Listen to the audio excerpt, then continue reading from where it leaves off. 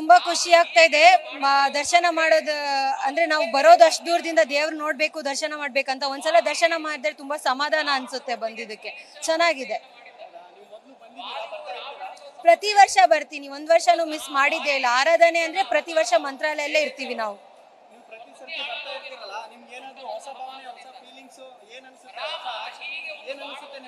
ಮಂತ್ರಾಲಯ ಅಂದ ತಕ್ಷಣ ನಿಜವಾಗಿ ಹೇಳ್ಬೇಕಂದ್ರೆ ಹೊಸದಾಗ ಅನ್ನೋದ್ಕಿಂತ ನಮ್ಮ ಮನೇನೆ ಅನ್ಸುತ್ತೆ. ಯಾಕಂದ್ರೆ ನಾವು ಪ್ರತಿ ವರ್ಷ ಬರ್ತೀವಿ. ರಾಯರು ಅಂದ್ರೆ ನಮ್ದು ಅನ್ಸುತ್ತೆ. ಯಾಕಂದ್ರೆ ಏನೇ ಕಷ್ಟ ಇದ್ರು ಏನೇ ಆದ್ರೂ ನಾವು ಫಸ್ಟ್ ಹೇಳೋದೇ ರಾಘವೇಂದ್ರ ಸ್ವಾಮಿ ಅಂತ. ರಾಯರು ಇವತ್ತ ತನಕ ಏನೇ ಅನ್ಕೊಂಡಿದ್ರು ಎಲ್ಲಾ ನೆರವೇರಿಸಿದ್ದಾರೆ. ಅದಕ್ಕೆ ನಮ್ ಮಂತ್ರಾಲಯ ಅಂದ್ರೆ ಏನು, ಯಾವುದೇ ಕೆಲಸ ಏನೇ ಇದ್ರು ಪ್ರತಿ ವರ್ಷ ಆರಾಧನೆಗೆ ತಪ್ಪದೆ ಇಲ್ಲಿ ಇರ್ತೀವಿ. ನಾವು ಪೂರ್ತಿ ಕುಟುಂಬ ಇರ್ತೀವಿ. ನಾನು ಹುಟ್ಟಾಗಿಂದಾನು ನಮ್ಮ ತಾತ ಆಗಿರ್ಬೋದು, ನಮ್ಮ ತಾಯಿ, ನಮ್ಮ ಅಪ್ಪ ಅವ್ರಿಗೆಲ್ಲ ರಾಯರು ಅಂದ್ರೆ ಅವ್ರು ನಮ್ಗೆ ಅದು ಬೆಳವಣಿಗೆನೆ ರಾಯರು. ಹಾಗೆ ಅವ್ರ ಬಗ್ಗೆ ಹೇಳಿ ಹೇಳಿ ಹೇಳಿ ನಮಗೂ ನಮ್ಮ ಜೀವನದಲ್ಲೂ ಅದು ಹಂಗೆ ಅನ್ಸಕ್ ಶುರು ಆಗಿದೆ. ರಾಯರಲ್ಲಿ ನಾವ್ ಏನೇ ನಂಬೋದು ಅದೆಲ್ಲ ನಡೆದು ಅದು ಹಂಗೆ ಅನ್ಸಕ್ ಶುರು ಆಗಿದೆ. ಅದರಿಂದ ನಾವು ರಾಯರನ್ನ ತುಂಬಾ ನಂಬ್ತೀವಿ. ನಾವು ಬೆಂಗಳೂರಿಂದ ಬಂದಿರೋದು. ಅಂಕಿತಾ. ಮೊದಲನೇದಾಗಿ ಪೂಜ್ಯಾಯ ರಾಘವೇಂದ್ರಾಯ ಸತ್ಯಧರ್ಮರತಾಯ ಚ ಭಜತಾಂ ಕಲ್ಪವೃಕ್ಷಾಯ ನಮತಾಂ ಕಾಮಧೇನು. ಪ್ರತಿ ವರ್ಷ ನಾನು ಆರಾಧನೆಗೆ ಬರ್ತೀನಿ. ಸೊ ನನಗೇನಿದು ಬೇರೆ ಜಾಗ ಅನ್ಸಲ್ಲ. ನನಗಿದು ನನ್ನ ತವರು ಮನೆ, ನನ್ನ ಮನೆನೇ ಅನ್ಸುತ್ತೆ. ಯಾಕಂದ್ರೆ ನಾವು ಹುಟ್ಟಿದಾಗಿಂದ ನಮ್ಮ ಮನಸ್ಸಲ್ಲಿ ನಮ್ಮ ಬಾಯಲ್ಲಿ ಬರೋದೇ ಪ್ರತಿ ಕ್ಷಣ ಶ್ರೀ ರಾಘವೇಂದ್ರ. ಏನೇ ಒಂದು ಸಂದರ್ಭದಲ್ಲಿ ಮಾತಾಡ್ಬೇಕಂದ್ರೆ ಫಸ್ಟ್ ನಮ್ಮ ಬಾಯಲ್ಲಿ ಬರೋದು ಅಯ್ಯೋ ರಾಘವೇಂದ್ರ ಸ್ವಾಮಿ ಅಂತ ಹೇಳ್ತೀವಿ. ತುಂಬಾ ಜನ ಹೇಳ್ತಾರೆ ಏನ್ ಇಷ್ಟು ರಶಲ್ಲೆಲ್ಲ ಆರಾಧನೆಗೆ ಹೋಗ್ತೀರಾ ಹೆಂಗೆ ಅಂತ. ನನ್ಗೆ ಅನ್ಸಲ್ಲ ರಶ್ ಅಂತ. ನಮ್ಗೆ ಯಾವತ್ತೂ ಅನ್ಸೇ ಇಲ್ಲ. ನಾನು ಎಲ್ಲರಿಗೂ ಹೇಳೋದಷ್ಟೇ, ಮನಸ್ಸಲ್ಲಿ ರಶ್ ಇರುತ್ತೆ ಏನು ಅಂತ ಅನ್ಕೊಳಕ್ಕೆ ಹೋಗ್ಬೇಡಿ. ನೀವು ರಾಯರ್ ನಂಬ್ಕೊಂಡು ಇಲ್ಲಿ ಬಂದ್ರೆ ಖಂಡಿತವಾಗ್ಲು ನಿಮ್ಗೆ ನಿಜವಾಗ್ಲೂ ತುಂಬಾ ಒಳ್ಳೆ ರೀತಿಯಲ್ಲಿ ದರ್ಶನ ಆಗತ್ತೆ. ರೂಮಿನ ವ್ಯವಸ್ಥೆನೂ ಅಷ್ಟೇ. ನಾನು ಒಂದ್ಸಲ ನಮ್ಗೆ ರೂಮೇ ಸಿಕ್ಕಿಲ್ಲಪ್ಪ ಏನು ಅನ್ಕೊಂಡು ಇಲ್ಲಿ ಬಂದ್ವಿ. ಅದು ಹೇಗೆ ಅದ್ಭುತ ನಡೀತಂತ ಗೊತ್ತಿಲ್ಲ. ಯಾರೋ ಒಬ್ರು ಅವರಾಗೆ ನಮ್ಗೆ ರೂಮ್ ಮಾಡಿ ನಿಮ್ಗೆ ರೂಮ್ ಇದೆ ಬೇಕಾ ಅಂತ ಕೊಟ್ರು. ಸೊ ನಾನು ಹೇಳೋದು ರಾಯರ್ ನಂಬ್ಕೊಂಡು ಬಂದವರಿಗೆ ಯಾವಾಗ್ಲೂ ಇಲ್ಲಿ ರಕ್ಷಣೆ ಇದ್ದೇ ಇರುತ್ತೆ. ಆಮೇಲೆ ಈ ಸಲ ತುಂಬಾ ಜನ ಮಳೆ ಬರ್ತಾ ಇದೆ ಅಂತೆ, ಮಳೆ ನೀರು ಹಿಂಗೆಲ್ಲ ಇರುವಾಗ ಹೆಂಗ್ ಹೋಗ್ತೀರಾ ಅಂದ್ರು. ನಾನು ಅನ್ಕೊಂಡೆ ಅಯ್ಯೋ ಮಳೆ ಅಂತೆಲ್ಲ ಛತ್ರಿ ತಂದಿಲ್ಲ ಏನು. ಇಲ್ಲಿ ಬಂದು ನೋಡ್ತೀನಿ ಒಂದು ಮಳೆ ಹನಿ ಒಂಚೂರು ಇಲ್ಲ. ಸೊ ನಾನು ಹೇಳ್ತೀನಿ ರಾಘವೇಂದ್ರ ನಂಬದವರು ದೇವ್ರು ಯಾವತ್ತೂ ನಿಮಗೆ ಕೈ ಬಿಡಲ್ಲ. ಯಾಕಂದ್ರೆ ನಾವು ಬೆಳ್ಕೊಂಡು ಬಂದಾಗಿಂದ ನಮ್ಮಪ್ಪ ನಮ್ಮ ಮನಸ್ಸಲ್ಲಿ ಬೆಳೆಸಿದ್ ರಾಘವೇಂದ್ರ. ಯಾಕಂದ್ರೆ ನಮ್ಮಪ್ಪ ಆ ಒಂದು ಪವಾಡ ನಮ್ಮಪ್ಪ ಜೀವನದಲ್ಲಿ ಅನುಭವಿಸಿದ್ದಾರೆ. ಮತ್ತೆ ನಿಜವಾದ ಒಂದು ವಿಷಯ ಹೇಳ್ಬೇಕಂದ್ರೆ ನಮ್ಮ ತಂದೆ ತೀರೋದಾಗ 14ನೇ ದಿನ ಕಾರ್ಯದಲ್ಲಿ ನಮ್ಗೆಲ್ಲ ಒಂಥರ ಬೇಜಾರಿತ್ತು. ಅಪ್ಪ ಏನು ನಮ್ಮಪ್ಪ ಹಿಂಗೆ ಹೋಗ್ಬಿಟ್ರಲ್ಲ ಏನು ಅಂತ. ನಮ್ಮ ತಮ್ಮನಿಗೆ ಬೆಳಗಿನ ಜಾವ ಕನಸಿನಲ್ಲಿ ಹೇಗ್ ಬಂದಿದ್ದಾರೆ ಅಂದ್ರೆ ರಾಘವೇಂದ್ರ ಸ್ವಾಮಿ ನಮ್ಮ ಅಪ್ಪನ ಬೃಂದಾವನ ಒಳಗೆ ಕರ್ಕೊಂಡು ಹೋಗ್ತಾ ಇರೋಂತ ಒಂದು ಕನಸು ಅವನಿಗೆ ಕಾಣಿಸಿದೆ. ಅವಾಗ ಅವನೆದ್ದು ಹೇಳ್ದ ನಮ್ಗೆ ನಾವು ಏನು ಚಿಂತೆ ಮಾಡೋ ಅವಶ್ಯಕತೆ ಇಲ್ಲ. ಅಪ್ಪ ರಾಯರು ನಂಬ್ತಾ ಇದ್ರು, ರಾಯರ ಜೊತೆನೇ ಇದ್ದಾರೆ. ರಾಯರು ನಮ್ಮ ತಮ್ಮನ ಕನಸಲ್ಲಿ ಹೇಳಿದ್ದಾರೆ ನೀನೇನು ಚಿಂತೆ ಮಾಡಬೇಡ, ನಿನ್ನ ಅಪ್ಪ ನನ್ನ ಜೊತೆ ಆರಾಮಾಗಿದ್ದಾರೆ. ಸೊ ಈ ದೇವ್ರು ನಾನು ಹೇಳ್ತೀನಿ ನಮ್ದವ್ರು ಯಾವತ್ತೂ ದೇವ್ರ ಕೈ ಬಿಡಲ್ಲ ಅನ್ನೋದು ಸತ್ಯ. ನನ್ನ ಹೆಸರು ಚೇತನ ಅರುಣ್ ಅಂತ, ಬೆಂಗಳೂರಿಂದ ಬಂದಿದ್ದೆ. ರಾಯರಂದ್ರೆ ಭಾಳ ಇಷ್ಟ ರೀ. ನಾನು ಏನೇ ಕಷ್ಟ ಬಂದ್ರು ನನಗೆ ರಾಯರೇ ಎಲ್ಲ ಮಾಡುದು. ಆದ್ರೆ ನಾನು ಏನೇ ನೋವಾದ್ರೂ ನಾನು ರಾಯರೇ ಎಲ್ಲ.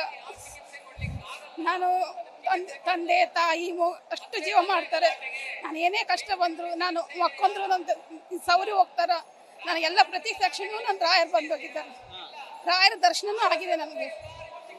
ಇನ್ನು ನಾನು ರಾಯರಂತ ಯಾವಾಗಲೂ ರಾಯರ್ ಬರ್ತೀನಿ. ಆ ಬೃಂದಾವನದಲ್ಲಿ ರಾಯರ್ದು ಬುಕ್ಕ ಇಟ್ಟಾಗ ಅದ್ರದ್ದು ಎಲ್ಲ ವೈಬ್ರೇಷನ್ ಆ ಬುಕ್ಕಿಗೆ ಬಂದ್ಬಿಟ್ಟಿತ್ತು.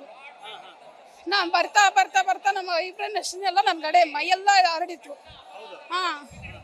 ಆಮೇಲೆ ನಾನು ಏನೇ ನಾನು ಸಪ್ಪು ಕುಂತ್ರೆ ಏನೇ ಆದರೂ ಒಂದ್ಸಲ ಮುಖ ತೋರಿಸಿ ರಾಯರು ನನಗೆ ನಾನು ಅದೀನಿ, ನೀನೇನು ಚಿಂತೆ ಮಾಡಬೇಡ ಅಂತ ಇದು ಮಾಡ್ತಾರೆ. ನಾನು ತಿರುಪತಿ ಸೇವೆಗೆ ಹೋದರೆ ನನಗೆ ಹೊರಗಡೆ ಆದಾಗ ನಾನು ಒಳಗೆ ದರ್ಶನ ಮಾಡೋಕ್ಕಾಗಿಲ್ಲ 3 ದಿನ.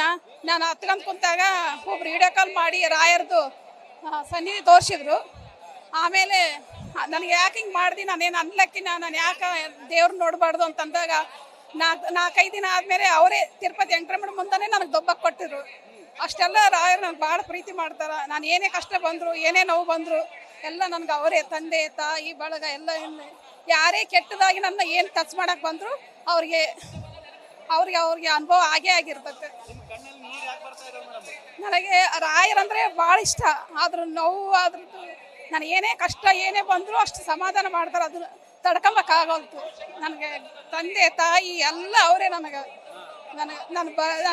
ಮೈಯೆಲ್ಲ ಆಪ್ರೇಷನ್ ಬಂದಾಗ ನನಗೆ ಗೊತ್ತಾಯ್ತು ನನ್ನ ರಾಯರನ್ನು ಎಷ್ಟು ಪ್ರೀತಿ ಮಾಡ್ತಾರೆ. ಇಷ್ಟೆಲ್ಲ ಒಂದ್ಸಲ ದರ್ಶನ ಮಾಡಿ ನನ್ನ ಕಣ್ಣಾರೆ ಬಂದು ನೋಡಿ ಹೋಗಿದ್ದಾರೆ ರಾಯರು. ನಾನು ಮಲ್ಕೊಂಡಾಗ ತಲೆ ಸೌರಿ ಹೋಗ್ತಾರೆ. ಇಷ್ಟೆಲ್ಲ ನನಗೆ ರಾಯರ ಬಗ್ಗೆ ಎಲ್ಲ ಆಗಿದೆ. ನನ್ನ ಹೆಸರು ಸಂಗೀತ ಅಂತ. ನಮ್ಮದು ರಾಯಚೂರು. ನಾನು ಪ್ರತಿ ಗುರುವಾರ ರಾಯರ ಕಡೆ ಬರ್ತೀನಿ. ನನಗೆ ಏನೇ ಆಗುತ್ತೆ ಸೇವಾ ಊಟ ಅದು ಆಗಲಿ ಏನೋ ಸೇವೆ ಮಾಡಿ ನಾನು ತಿಳಿದಷ್ಟು ಮಾಡಿ ಹೋಗ್ತೀನಿ ನಾನು. ಪೂಜ್ಯಾಯ ರಾಘವೇಂದ್ರಾಯ ಸತ್ಯಧರ್ಮ ರಥಾಯ ಚ ಭಜತಾಂ ಕಲ್ಪವೃಕ್ಷಾಯ ನಮತಾಂ ಕಾಮಧೇನವೇ. ರಾಯರ ಬಗ್ಗೆ ಎಷ್ಟು ಹೇಳಿದ್ರು ಕಡಿಮೆನೆ. ರಾಯರಿಗೆ ಇದು 1 ವರ್ಷದ ಹಿಂದೆ ನಾನು ಆರಾಧನೆಗೆ ಬಂದಿದ್ದೆ. ಅಲ್ಲಿಂದ ಇಲ್ಲಿ ತನಕ ಪ್ರತಿ ತಿಂಗಳು ಬರ್ತಾ ಇದ್ದೀನಿ. ನನ್ಗೆ ಇಲ್ಲಿ ತನಕ ತುಂಬ ಅನುಗ್ರಹ ಆಗಿದೆ. ರಾಯರ ಹೆಜ್ಜೆಜ್ಜೆಗೂ ನನಗೆ ಪವಾಡ ಮಾಡಿದ್ದಾರೆ.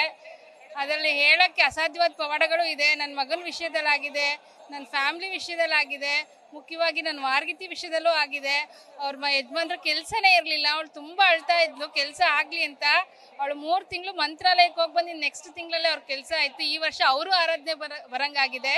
ಮುಖ್ಯವಾಗಿ ಏನಂದರೆ ಹೋದ ವರ್ಷ ನಾನು ಆರಾಧನೆಗೆ ಬರೋದಕ್ಕೆ ಮುಂಚೆ ನನಗೆ ಗೊತ್ತಿಲ್ದಂಗೆ ನಾವು ಯಾವ ಅಡ್ರೆಸ್ ಕೊಟ್ಟಿರಲಿಲ್ಲ. ಮಂತ್ರಾಲಯದಿಂದ ಆರಾಧನೆದ ಇನ್ವಿಟೇಷನ್ ಕಾರ್ಡ್ ಬಂದಿತ್ತು. ಅದೇ ಥರ ಇವ್ರಿಗೂ ಕೂಡ ಅಂದರೆ ನನ್ನ ವಾರ್ಗಿತಿಗೂ ಕೂಡ ಈ ವರ್ಷ ಅದೇ ಥರ ಅವ್ರಿಗೆ ಮಂತ್ರಾಲಯದಿಂದ ಇನ್ವಿಟೇಷನ್ ಕಾರ್ಡ್ ಬಂದಿದೆ. ಅಲ್ಲಿ ರಾಯರು ಎಷ್ಟು ಪ್ರೀತಿಯಿಂದ ನಮ್ಮನ್ನ ಕರ್ಸ್ಕೊಂಡಿದ್ದಾರೆ. ಮತ್ತು ಇಲ್ಲಿ ಕೂಡ ನಮಗೆ ಪ್ರತಿಯೊಂದು ಅನುಕೂಲ ಕೂಡ ಆಗಿದೆ. ಅಷ್ಟೇ ಪ್ರೀತಿಯಿಂದ ಕರ್ಸ್ಕೊಂಡು ತುಂಬ ಚೆನ್ನಾಗಿ ದರ್ಶನ ಕೊಟ್ಟಿದ್ದಾರೆ. ರಾಯರ ಅನುಗ್ರಹ ಈಗ ಸದಾ ನಮ್ಮ ಮೇಲೆ ಇರಲಿ ಅಂತ ನಾನು ಕೇಳ್ಕೊತೀನಿ. ನನ್ನ ಹೆಸರು ಶಿಲ್ಪ ಅಂತ. ರಾಯರ ಮಂತ್ರಾಲಯಕ್ಕೆ 1979 ಬರ್ತಾ ಇದ್ದೀನಿ.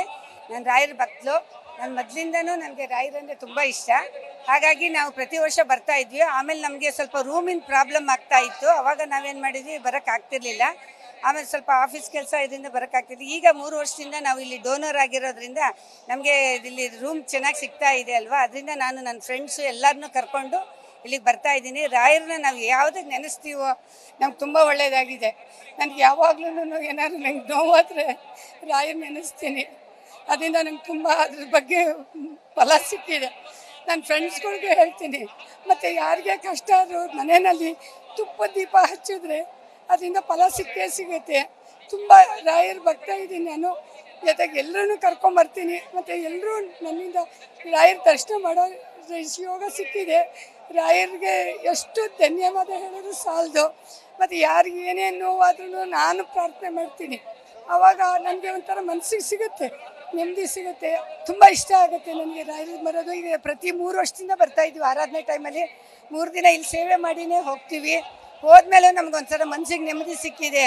ಮತ್ತು ನಮಗೆ ಇಲ್ಲಿ ಏನೇ ನೆನೆಸಿದ್ರು ಅದು ನಮ್ಗೆ ಒಳ್ಳೇದಾಗ್ತಾ ಇದೆ.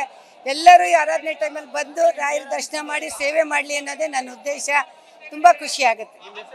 ಸಾವಿತ್ರಿ ಹೊಳ್ಳ. ಇದು ಸರ್ ನಾನು 4ನೇ ವರ್ಷದ ಆರಾಧನೆ.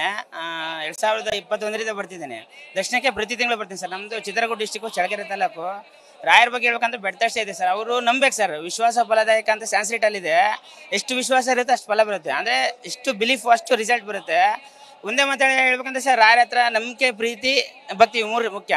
ನಂಬಿಕೆಯಿಂದ ಸೇವೆ ಮಾಡಿದರೆ ಏನು ಎಷ್ಟು ಬೇಕಾದರೂ ಅವರು ಫಲ ಕೊಡ್ತಾರೆ. ಅಂದರೆ ನಂಬೇಕು ಸರ್. ಅಂದರೆ ಡಾಕ್ಟರ್ ಹತ್ರ ಹೋದ್ರೆ ಮೆಡಿಸಿನ್ ಮೇಲೆ, ಡಾಕ್ಟರ್ ಮೇಲೆ ನಂಬಿಕೆ ಇದ್ರೆ ಮೆಡಿಸಿನ್ ನಿಮ್ಗೆ ವರ್ಕ್ ಆಗೋದು. ಆ ಥರ ಭಕ್ತಿಯಿಂದ ಸೇವೆ ಮಾಡಿರಿ ಸರ್, ಎಲ್ಲ ಕೊಡ್ತಾರೆ ಅವರು. ನಂಬಿರಿ ಅದು ಪದ ಸಿಗಲ್ಲ ಸರ್. ಅದು ಬೇರೆ ಪ್ರಪಂಚ. ರಾಯರ ಕೆಲವ್ರಿಗೆ ಅರ್ಥ ಆಗಲ್ಲ. ಬೇರೆ ಅವ್ರು ಏನು ಬೇಕಾದ್ರೆ ಹೆಚ್ಚು ಮಾಡೋದು. ಬಟ್ ರಾಯರ ಭಕ್ತರಿಗೆ ಮಾತ್ರ ರಾಯರ ಭಕ್ತರು ಏನೋ ಮತ್ತೆ ಅರ್ಥ ಆಗುತ್ತೆ. ಬಟ್ ಈ ಆರಾಧನೆ ವಿಶೇಷ ಏನಂತಂದರೆ ಸರ್, ಈ ಆರಾಧನೆಯಲ್ಲಿ ಈ 3 ದಿವಸ ಇದೆಯಲ್ಲ, ಪೂರ್ವಾರಾಧನೆ, ಮಧ್ಯಾರಾಧನೆ, ಉತ್ತರಾರಾಧನೆ, ಈ ಮೂರು ದಿವಸ ರಾಯರು ಕಣ್ಬಿಟ್ಟು ನೋಡ್ತಾರೆ ಬಂದಿರೋ ಭಕ್ತಾದಿಗಳ. ಆದರೆ ವರ್ಷ ಪೂರ್ತಿ ಜಪ ಮಾಡ್ತಿರ್ತಾರೆ ಭಗವಂತ ಸ್ಮರಣೆ. ಏನಕ್ಕೆ ಸ್ಮರಣೆ ಮಾಡ್ತಾರೆ ಅಂದರೆ ನಮಗೆಲ್ಲ ಪುಣ್ಯ ಬೇಕಲ್ಲ. ನಾವೇನೋ ಒಂದು ಕಷ್ಟ ಅಂತ ಬರ್ತೀವಿ. ಬೃಂದಾವನದಲ್ಲಿ ಬರೀ ರಾಯರ ಹತ್ರ ಇಲ್ಲ, ಹನುಮಂತ ದೇವರು ಇದ್ದಾರೆ, ಕೃಷ್ಣ ಇದ್ದಾರೆ, ನರಸಿಂಹದೇವರು ಇದ್ದಾರೆ. ಇವಾಗ ಕಷ್ಟ ಅಂತ ಏನೋ ಮದುವೆ ವಿಚಾರ ಬಂದಾಗ ಕೃಷ್ಣಗೆ ಹೇಳ್ತಾರೆ, ಈಗ ನೋಡಪ್ಪ ನಮ್ಮ ಕೂಸು ಬಂದೆ ಅನುಗ್ರಹ ಮಾಡು. ಏನೋ ಆರೋಗ್ಯ ಸಮಸ್ಯೆ ಏನಾದರೂ ಬಂದಾಗ ಹನುಮಪ್ಪಗೆ ಹೇಳ್ತಾರೆ. ಅಥವಾ ಭಯ ಇತ್ಯಾದಿ ಇನ್ನೇನಾದರೂ ಬಂದಾಗ ನರಸಿಂಹದೇವರು ಹೇಳ್ತಾರೆ. ಹಂಗಾದಾಗ ಅವ್ರು ನಮ್ದೇನಾದ್ರು ಪುಣ್ಯ ಬೇಕಲ್ಲ. ಆ ಪುಣ್ಯ ಒಂದು ವೇಳೆ ನಮ್ಮ ಪುಣ್ಯ ಇದ್ದರೆ ನಮ್ಮ ಪುಣ್ಯನೇ ಕ್ರೆಡಿಟ್ ಮಾಡ್ಕೊಂಡು ಅವ್ರು ಅನುಗ್ರಹ ಮಾಡ್ತಾರೆ.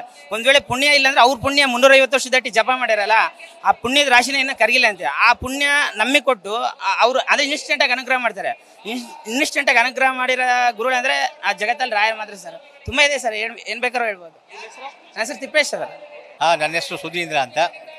20 ವರ್ಷಗಳ ನಂತರ ಆರಾಧನೆಗೆ ಬರ್ತಾ ಇದ್ದೀನಿ. ರಾಯರೇ ಕರ್ಸ್ಕೊಂಡು ದರ್ಶನವನ್ನು ಕೊಟ್ಟಿದ್ದಾರೆ. ಗುರುಗಳು ದರ್ಶನ ಇಲ್ಲದೆ, ಗುರುಗಳು ಸೇವೆ ಮಾಡಿದ್ರೆ ನಾವು ಮೋಕ್ಷಕ್ಕೆ ಹೋಗಕ್ಕೆ ಸಾಧ್ಯನೇ ಇಲ್ಲ. ನಾವೇನೇ ಒಂದು ಮುಕ್ತಿ ಕಾಣಬೇಕಾದ್ರೆ ಗುರುಗಳ ಮುಖಾಂತರನೇ ಹೋಗಬೇಕು. ಆ ಗುಳಿಗೆ ಕಲಿಯುಗದ ಕಾಮಧೇನು ಆಗ್ತಕ್ಕಂಥ ರಾಯರೇ ನಮಗೆ ಸೇವೆ ಮಾಡೋಕ್ಕೆ ಒಂದು ಅವಕಾಶ ಕೊಟ್ಟಿದ್ದಾರೆ. ತುಂಬ ಚೆನ್ನಾಗಿ ಅರೇಂಜ್ ಮಾಡಿದ್ದಾರೆ. ಇಲ್ಲಿ ಮುಖ್ಯವಾಗಿ ಹೋಯ್ತಾ ಭಾಳ ಮನಸ್ಸಿಗೆ ಭಾಳ ಸಂತೋಷವಾಯಿತು. ಸ್ವರ್ಗಲೋಕಕ್ಕೆ ಇಲ್ಲಿ ಬಂದಂಗೆ ಆಗಿದೆ. ಅದರಿಂದ ಭಾಳ ಸಂತೋಷವಾಗಿದ್ದೇನೆ. ಸುಧೀಂದ್ರ ಅಂತ ಬೆಂಗಳೂರಿಂದ ಬಂದಿರೋದು. ನ್ಯೂಸ್ ಫಸ್ಟ್, ನಿರ್ಭೀತಿಯಿಂದ ನಿಮ್ಮ ಪರವಾಗಿ.